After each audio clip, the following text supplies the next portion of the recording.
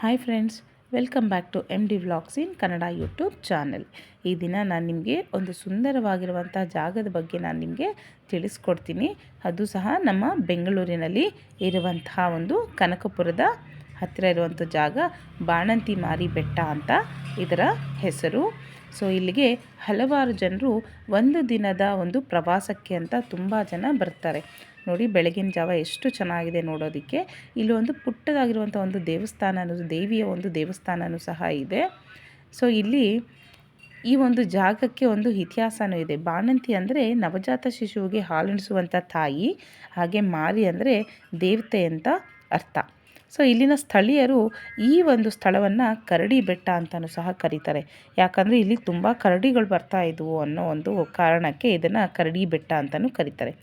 ಈಗಂತೂ ಟ್ರೆಕ್ಕಿಂಗ್ ಹೋಗೋರ್ಗಂತೂ ಈ ಒಂದು ಜಾಗ ಹೇಳಿದ ಮಾಡಿಸಿದ ಹಾಗೆ ಇರುತ್ತೆ. ತುಂಬ ಜನ ಇಲ್ಲಿಗೆ ಟ್ರೆಕ್ಕಿಂಗ್ ಅಂತ ಬರ್ತಾ ಇರ್ತಾರೆ. ಸೊ ತುಂಬ ಚೆನ್ನಾಗಿದೆ ಜಾಗ ನೋಡೋದಕ್ಕೆ. ನೀವು ಸಹ ನಿಮ್ಮ ಫ್ಯಾಮಿಲಿ ಮೆಂಬರ್ಸೊಂದಿಗೆ ಈ ಒಂದು ಸ್ಥಳಕ್ಕೆ ಭೇಟಿ ಮಾಡಿ, ತುಂಬ ಚೆನ್ನಾಗಿರುತ್ತೆ. ಈ ಒಂದು ವಿಡಿಯೋ ನಿಮಗೆ ಇಷ್ಟ ಆಗಿದ್ದಲ್ಲಿ ಲೈಕ್ ಮಾಡಿ, ಶೇರ್ ಮಾಡಿ, ಹಾಗೆ ಸಬ್ಸ್ಕ್ರೈಬ್ ಮಾಡ್ತಾಯಿರಿ. Thank you friends, thank you so much.